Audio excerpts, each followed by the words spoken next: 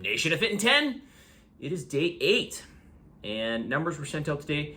Not really, obviously, any significant changes with the exception of your heart rate values. So please have a look at those. Interval numbers, heart rate values, those have both changed. So please take note of that. Remember, your heart rate values are just minimums. So if you want to go harder, you can. Also, a couple questions from people asking if they can do something else in place of it. So just ask me, just as you have been, and I'll give you the okay or not. If it's something that you were always doing, then the answers, chances are the answers can be no.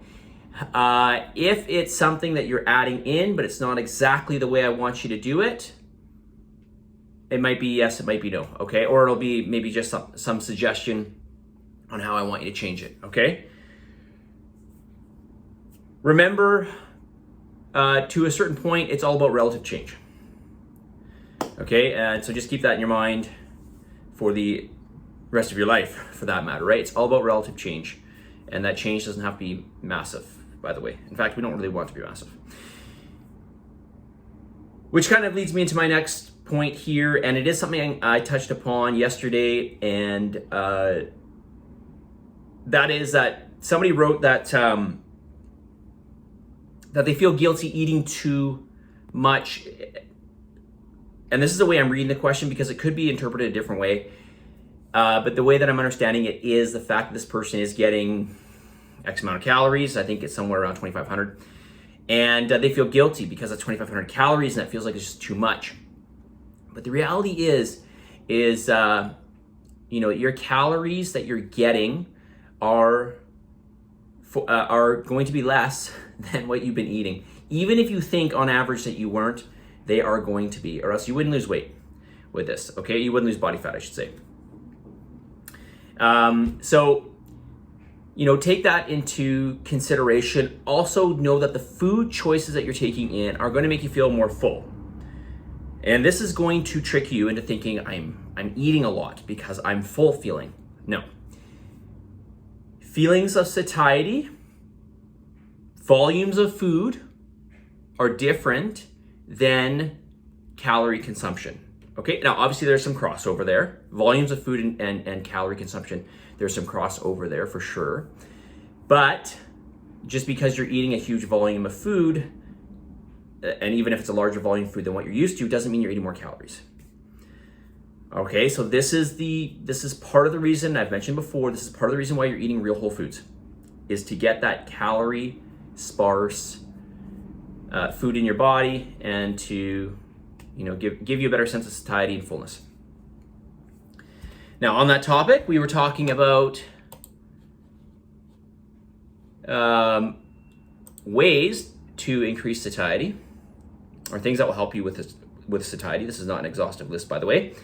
And I mentioned yesterday that generally speaking, carbohydrates are not satiating. Okay, with the exception of the fact that they tend to be, especially fruits and vegetables, tend to be voluminous because they're very water-based. So you're getting a lot of volume with that and a lot of calories. But one thing you may want to add in that is known to be highly satiating are boiled potatoes or baked potatoes. So adding those in will make a big difference. So if you want a carb that's going to help to really satiate you, potatoes are going to be one of those items. Number 7, protein at every meal. Okay, Mark, you said this so many times, but really I cannot stress this enough. Protein every meal. Protein is the most satiating macronutrient. Protein, generally speaking, takes a while to digest. So it's going to increase transit time.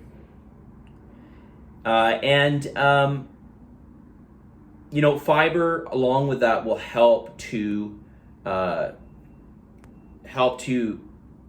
increase that satiety. Okay, so you want to make sure that you're getting a decent amount of fiber every single meal. And I actually add in a fiber target. Okay, I'm obviously not going to do it right now because this is already a big jump ahead for most people, if not everybody. I will be adding in a fiber target soon. So, you're probably, if you're eating lots of real whole foods, you're probably already meeting your fiber target. Okay, but we put it in there just for a little extra fun, and it gets you conscious of your fiber consumption. We want to make sure that we're getting good sources of fiber. This is really, really important. It is an important aspect to fat loss. It is an important aspect to health, especially when we talk about, in particular, cancer of the intestinal tract. Number 8, adequate sleep. Okay, so it's been shown that if you don't sleep enough, you are going to you're going to have heightened levels of ghrelin, that's the hunger hormone, and lower levels of leptin, that is a hormone that's going to make you feel full. So when you eat, or when you don't sleep enough, you tend to overeat. Also, kind of makes sense. If you're up longer, you're going to eat more. Okay, now you can make the argument too, well, if I'm up longer, I'm probably moving about, or I'm going to be moving more than if I'm lying down sleeping. But one thing's for sure, you're going to feel hungrier if you don't get adequate sleep. So make sure you get adequate and quality sleep. We'll talk about quality sleep in the future. Getting adequate sleep will make a big difference towards your fat loss, okay? Well, maybe not a big difference. It will make a difference though. Number 9, go to bed early, okay? The reason I say go to bed early is because you're going to have a better quality sleep if you get to bed early. Generally speaking, if you get to bed early and you get up a little bit earlier, that quality of sleep, even if it's the same amount of time, will be better than if you go to bed at like, say 12 a.m. or 1 a.m. or whatever, and still sleep the same amount of time. The quality is going to be different, okay? Especially if you're taking yourself out of your circadian rhythm. So try to maintain that same circadian rhythm. Okay, so quality of sleep matters. Number 10, we want to try to stress less. And stress is often, there's different forms of stress. Okay, it's not always just mental. Okay, there can be physical stress. These are fine. Obviously, stress is fine. It's normal. We just don't want chronic stress. That's what we don't want. Okay, we haven't really evolved for chronic stress. So when we stress less, we get basically less cortisol production. And you may have heard about cortisol. It does get talked about a lot in the media. But one thing that's not talked about is that cortisol and serotonin, right, that neurotransmitter that sort of makes us feel good, they compete for both of the underlying structure, in particular the amino acid tryptophan. And so when cortisol levels are high, generally serotonin levels tend to be low. And I may have already mentioned this, I think I did, although I can't remember because I was talking to a client about this as well the other day. There's a theory that because if cortisol is regularly high, you don't have that tryptophan as readily available to produce a serotonin. You're not going to feel as good. And I think I just repeated what I said. But on top of that, one way to lower cortisol is to have sugar. Okay, because if you have sugar, okay, in particular if you have sugar, you're going to get a higher release of insulin. Insulin is the antithesis, is the opposite to cortisol. Okay, so if you have high insulin, cortisol is going to drop. So it's just kind of interesting, right? So, we want to do the things to lower cortisol, and I'll do a separate video on that as well. But one of those ways to really reduce cortisol is to get adequate quality sleep. Adequate quality sleep. Okay. By the way, cortisol is something that tends to go up during menopause. All right, so stress less, do the activities, do all the things in life that will help to lower stress.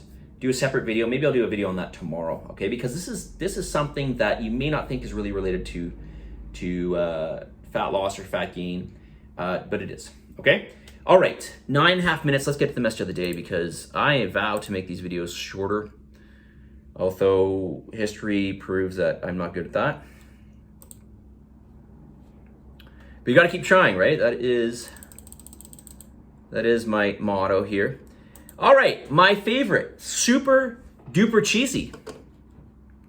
One of my favorite sayings or reminders. Very cheesy. So just brace yourself here. It goes like this. I am amazing. I am really amazing. I can do anything. Positivity is a choice. I celebrate my individuality. I celebrate who I am. I accept who I am. And I am prepared to succeed. So you can repeat this to yourself. You can say to yourself, I am amazing. I can do anything virtually. Positivity is a choice.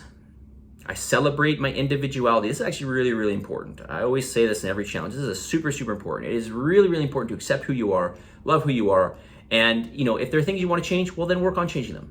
But make sure you love who you are. And I am prepared to succeed. Just speaking on that individuality point, we need the individuality, right? We don't want a society of all the same people, right? We want to have all these different roles fulfilled, and we need to have that diversity, right? And I actually don't want to throw around that word diversity because it really gets, I think, just overused. But the point is be happy with who you are. If there are things that you want to change, work on it. Do not beat yourself up, okay? If you try to be like somebody else, then you're really doing a disservice to yourself, okay? Celebrate who you are, okay? One more time. I'm amazing. I can do anything. Positivity is a choice. I celebrate my individuality, and I'm prepared to succeed. Positive energy, positive vibes, believe in yourself, for the love of God, give some gratitude, and I'll talk to y'all tomorrow. See ya.